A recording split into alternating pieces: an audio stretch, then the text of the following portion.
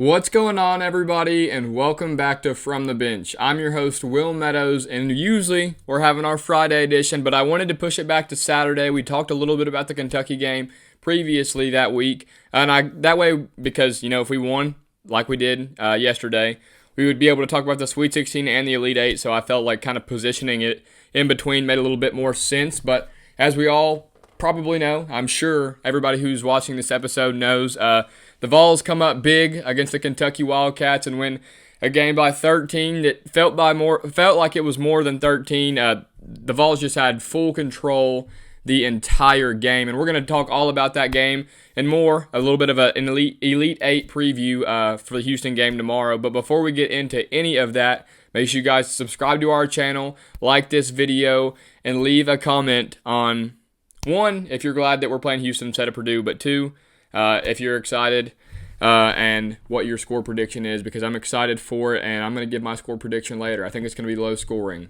Just going to go ahead and hint at that, but let's get right into it all. So like I said, the Vols won a big one by 13 yesterday, and it was just full control Vols the whole time. Zakai led the way with 18 points and 10 assists, and those 10 assists also helped him become the all-time single-season assist leader. Sorry, I said steals.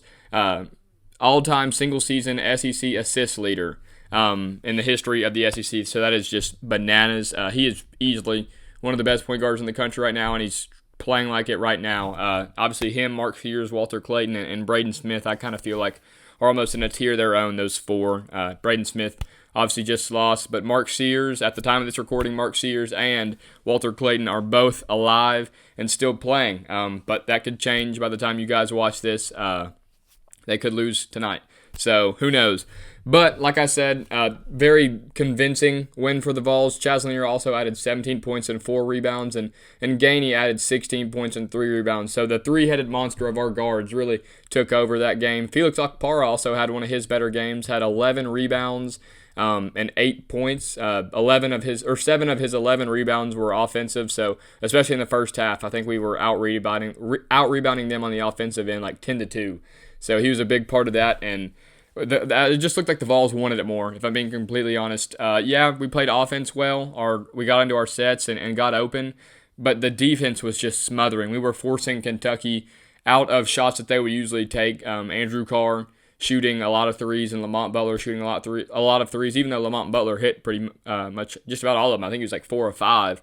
But we handled business that game last night. So it's kind of time to start previewing what we have. There's a reason that There's a reason that the windshield is bigger than the rearview mirror. Yeah, so we've got a lot ahead of us.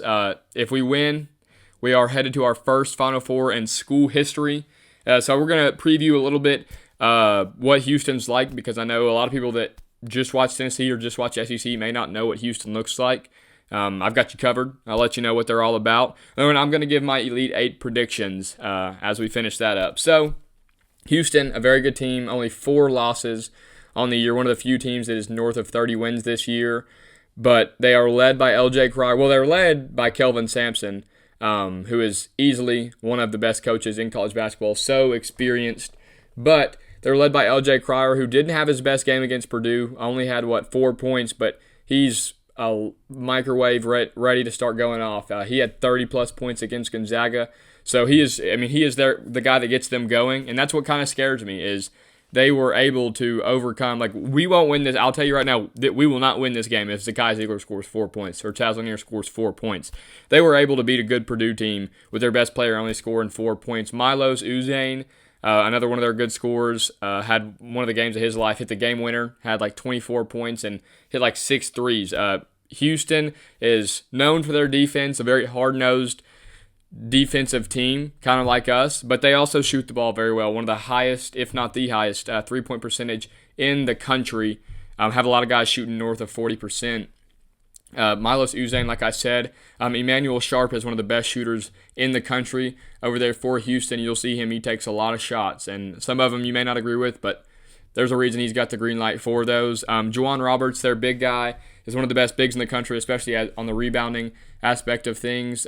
Top 10 all-time in rebounding in Houston history, and you got to think of the really good bigs that have come through there, Elvin Hayes, Akeem Olajuwon, there's a lot of them.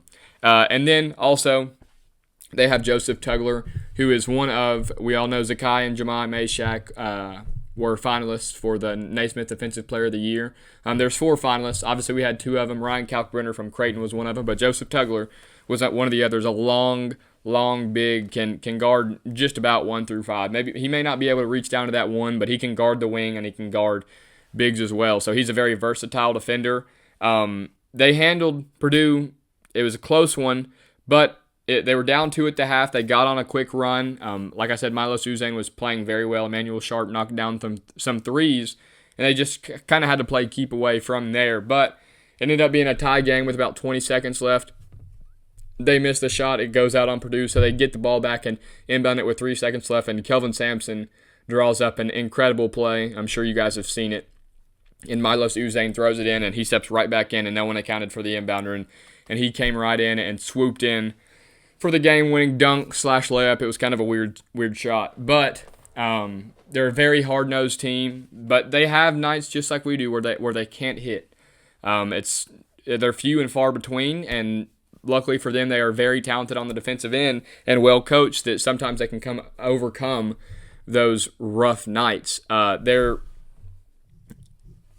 They're gonna go after. So I don't know why that took me so long to get out. I think if I'm Kelvin Sampson, I think that they are going to go after Felix Okpara. Jawan Roberts is a very physical big, and don't get me wrong, Felix Okpara is a good defensive big, especially as a rim protector. But sometimes he can get punished and pushed underneath the rim just because he's not the strongest of 5s. So I could see that happening, but we got to guard the 3-point line nonetheless. Can't let LJ Cryer see a few go in, because when he sees one go in, that goal that's about this big turns into about this big and this big and so forth and so on.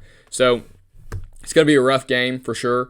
We've got our word cut out for us. I do think that the Vols are going to win. I think that we are the hottest, if not the second hottest, to Duke. The hottest team in the country right now. I think we have a lot going for us. Rick Barnes is coaching some of his best basketball. Zakai is playing his best basketball. And before I keep going, I want to highlight. I obviously all Vol fans are very appreciative of what Zakai Ziegler is doing for us, but I don't think people realize his progression just from last year to this year, like how much better he is than what he was last year. Not saying he was bad last year, and obviously the offense was ran through this man right here, Dalton Connect, but his scoring ability, his ability to get downhill, just it all, and he's become more consistent scoring the ball. We've all seen him struggle a little bit in first halves, but then end up taking over in the second half, and we've never really seen that from him. So he's no doubt playing his best ball of his Tennessee career, in my opinion, and Chaz Lanier is firing on all cylinders right now, averaging, 20 points in the NCAA tournament, and then Jordan Gainey has been off the bench, Mr. Consistent for us just about all year, especially this back half of the year. So very excited. I think we will win. I think that it's going to be very low scoring. I think the final score is going to be 63-58 Vols. Last night, if you were one of my friends or family members watching this show, I kind of thought that Kentucky and Tennessee, that game went a lot how I thought it was going to go, as surprising as that sounds. I thought that we were going to handle business. It's just so hard to beat a team that's that good, that's your rival 3 times in a row. So I kind of expected that. They handle business, but like I said, I think Tennessee's going to beat Houston just like I thought, not the same way, but just like I thought they'd beat Kentucky. So I have Tennessee beating Houston, but what else do I have in this loaded Elite Eight, a March Madness that some people saying is chalk?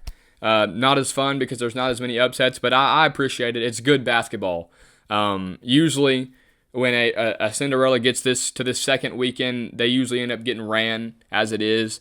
So I'm not too worried about it. I think Florida versus Texas Tech can be a very good game. Texas Tech is one of, if not the best shooting team in the country. Walter Clayton is the best point guard in the country, though.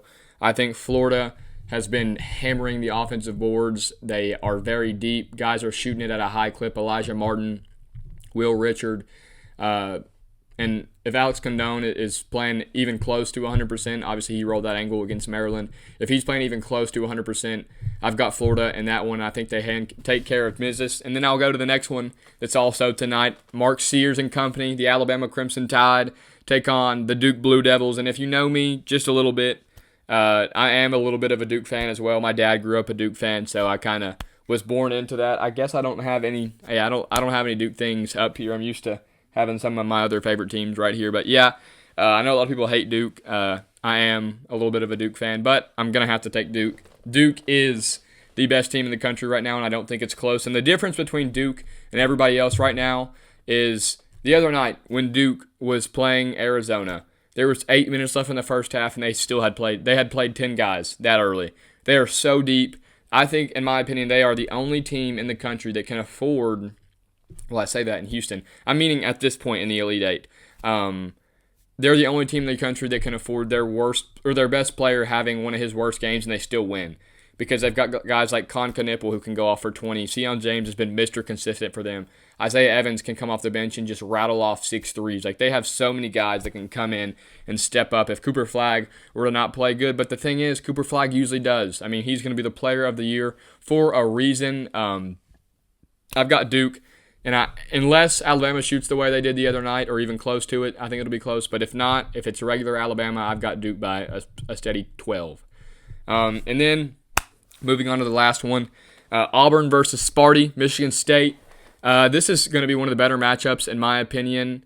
The defensive ability for both teams, and then seeing, Michigan State has some of the best guards in the country. Seeing Tahad Pettiford step up to the challenge and Chad Brecken-Mazzara and Denver Jones try and keep up with those guys on the defensive end, I think it's going to be very good. Jace Richardson's one of the best freshman point guards in the country, but so is Tahad Pettiford. So I think they match up very well with each other. If they can control Janai Broome on the offensive rebounds, I think Michigan State wins this one. As crazy as that sounds, I would love an all four. I don't know how some people are. Some people just hate the SEC. Like, if it's not Tennessee, they don't want them to win. I would love an all four SEC Final Four. I think that's awesome for the conference and for us, for the school in general. It just makes us look better, have more of a successful year, because that was the Final Four for the SEC tournament. But so that makes my Final Four prediction: Duke, Tennessee, Michigan State, and Florida. We'll see. We'll come back to that and see if I'm very accurate or not. You never know with March Madness. Texas Tech is liable to shoot 55% from three tonight and just go out there and beat Florida. We'll never know. But 2:20 tomorrow, I guess it's TBS or CBS, one of the two. The Vols in Indianapolis. And also, we should have a lot more fans than Houston. We are just about a third of the travel that they are. So I'd like to see that place filled up with orange. I know there's a lot of blue in Purdue in there last night, but I'd like to see a lot of orange in there. And I do think the Vols take care of business. But thank you guys for watching this episode. Again, make sure you guys are followed to all the socials below. Make sure you guys are subscribed to the channel. And also, go check out our TikTok. It's just From the Bench. We've been going live there a little bit. Had a couple successful ones on there. And I'm starting to pick back up more on the TikTok side of things. So make sure you guys go give that a follow. Make sure you like this video and leave a comment. Thank you guys for watching, and go Vols.